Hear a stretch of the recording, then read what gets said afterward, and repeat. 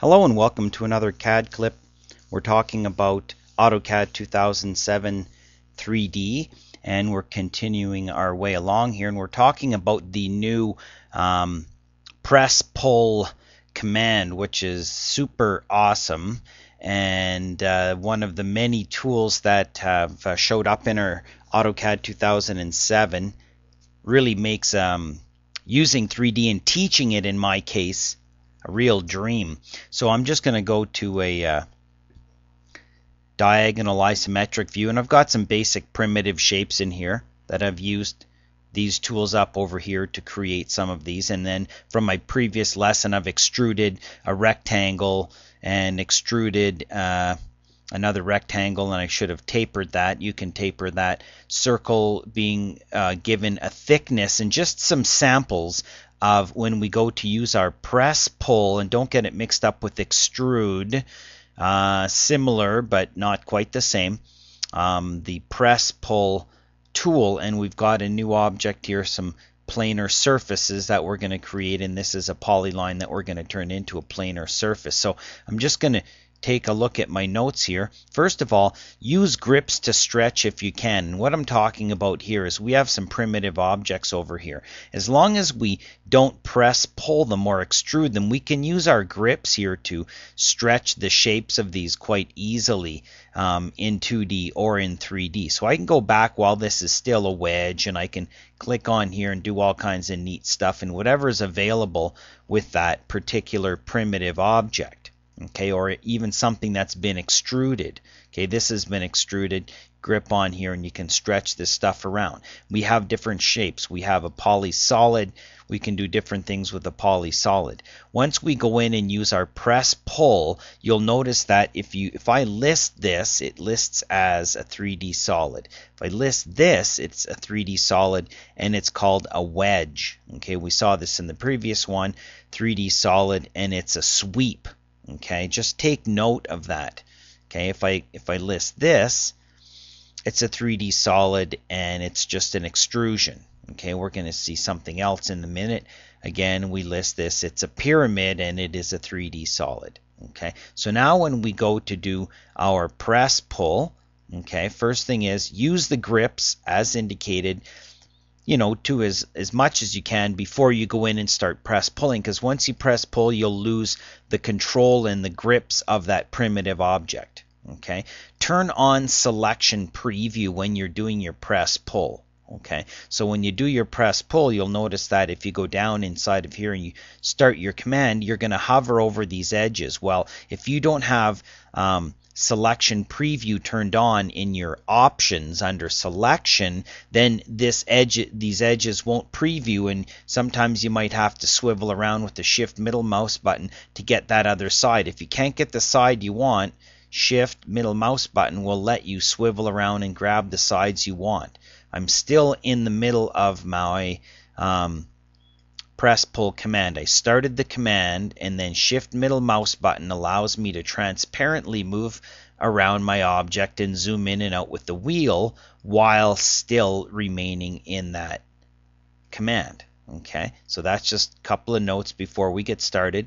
Okay, so turn on selection preview in your options. Things that can be press pulled, okay, faces and stuff.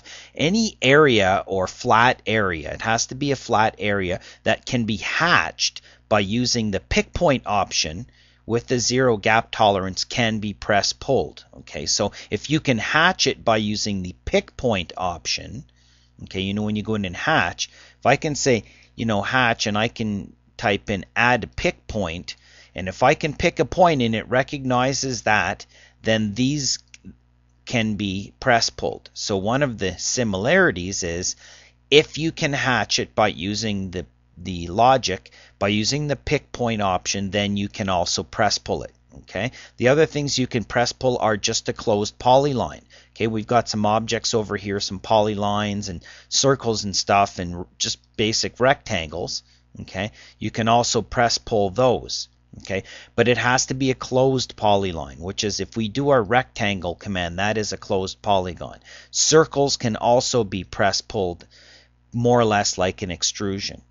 Okay, And if you have a polyline that's not closed, if you work your way around, instead of saying close, you just pick the endpoint and hit escape, that is not a closed polyline. You have to click on that and go to the properties and go down here where it says closed and say yes.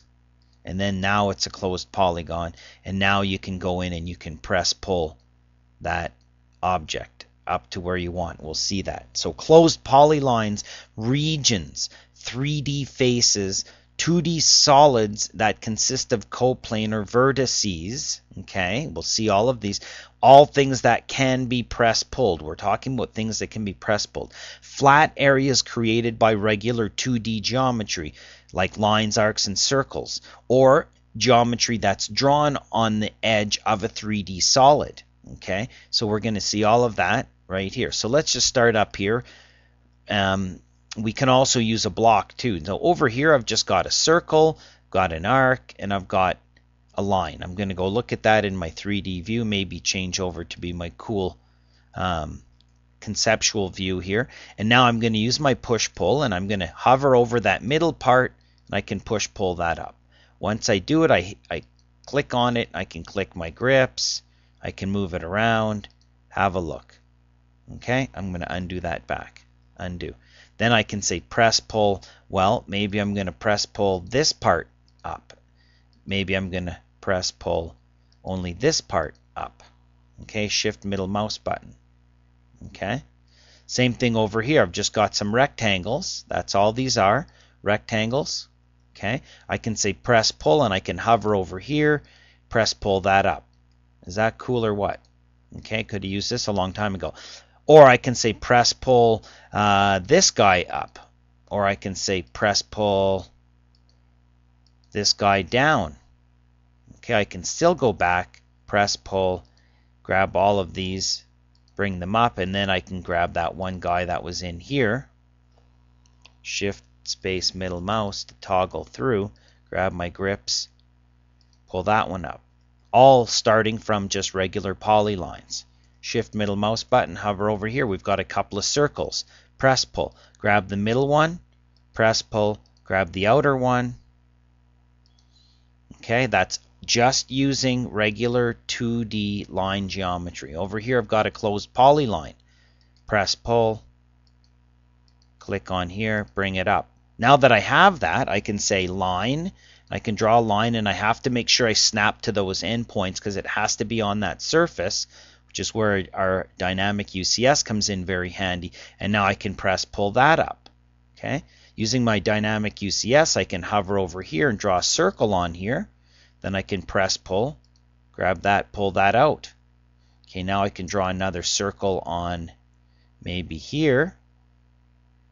Am I pushing it too far? Okay, press pull, grab that little guy, push it in. Okay, just like that. Shift middle mouse button. Okay. Anytime you want to go ahead, you can start to draw a line on a surface. Okay, regular line, but has to be on the surface. Okay, now that one I don't think went on the surface. Okay, let's just move along here. Shift middle mouse button. Okay, here we've got a polysolid. No problem. Go in, push, pull, hover over it, do what we want, etc. We've got a wedge over here. Well, maybe we're going to draw a line. We're going to make sure we hover over this to get our dynamic UCS working. And now I can say press pull, grab that surface, bring it up. Okay, draw another line from there. Notice the surface is hovering. If I went to my, okay, when I go to draw that line, I type L. Notice that I'm picking the surface because my DUCS, my dynamic UCS on, I can't draw on that surface. If it is on, I can draw on that surface, and then I pick there to maybe that midpoint.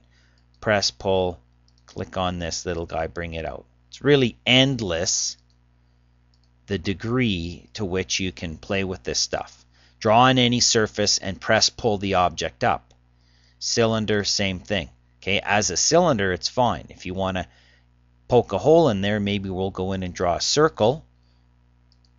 And then we'll hover over here to get that surface, draw our circle, click on there, do a press, pull, click in that little middle guy, take my snap off with my F3, drag down, shift middle mouse, I've added that in there.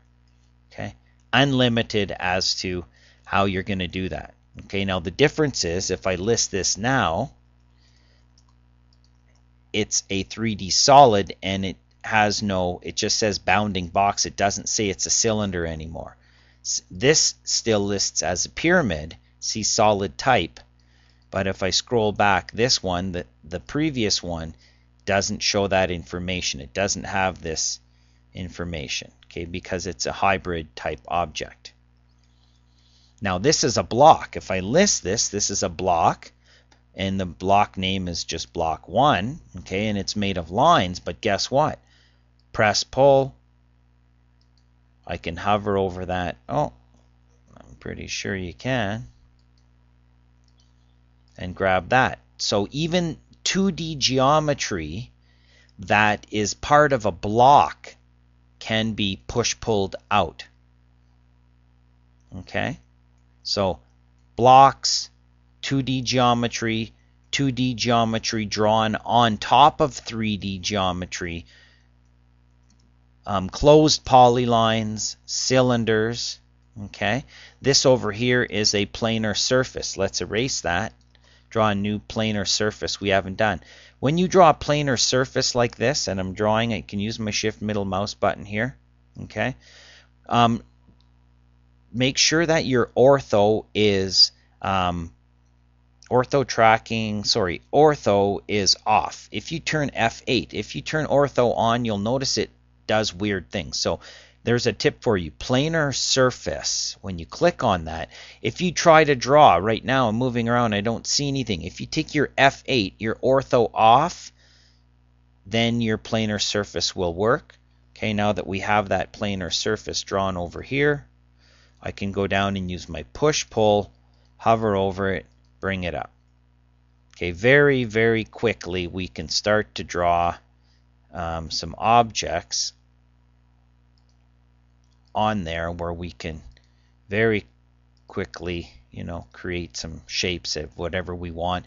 We can fill it and round these edges and stuff, all kinds of neat things with our solids. We're just talking about the push-pull. Okay, so lots of items. So let's just have a look at our recap over here. Okay, use your grips, turn on selection preview.